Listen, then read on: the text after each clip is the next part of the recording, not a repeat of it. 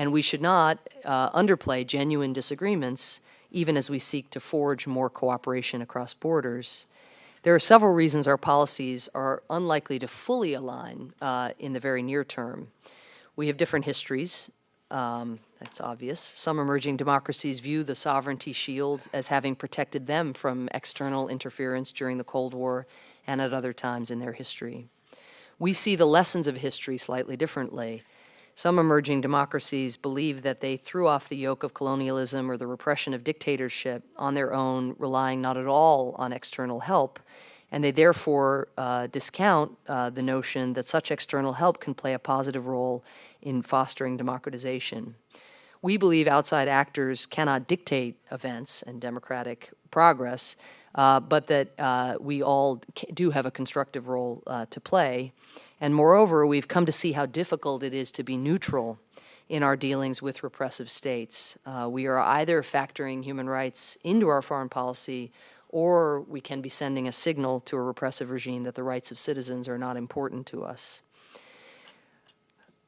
We are at different stages as well of democratic and economic development. Many emerging market democracies are still consolidating their own gains at home.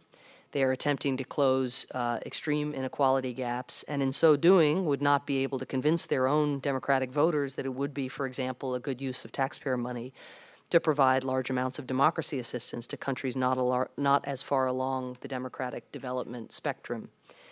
We also, in truth, of course, have different interests. While many emerging democracies have powerful economies, they may still be seeking markets. While many of them may believe that democracy is a stabilizing force in the long term, they may see the process of democratization as destabilizing in the near term, especially if it is a process that occurs in their region. And even if our interests are similar, we may prioritize those interests in different ways or seek very different means to the same ends. Notwithstanding these different vantage points, we feel we are making progress together, and President Obama has invited more assertive leadership by emerging democracies. Indeed, one way to track the president's commitment to progress in these countries is just to check his travel schedule.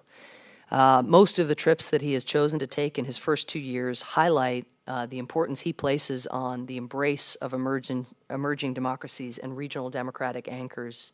He has visited Ghana, India, Indonesia, Japan, Korea, Mexico, Brazil, and Chile, among other countries. The trips to India and Brazil in particular, which National Security Advisor Tom Donilon and Deputy National Security Advisor Dennis McDonough spent months and months planning, highlight the full-on embrace of the rise of emerging powers. And this administration has signaled a desire to engage them even on contentious issues in a spirit of mutual interest and mutual respect.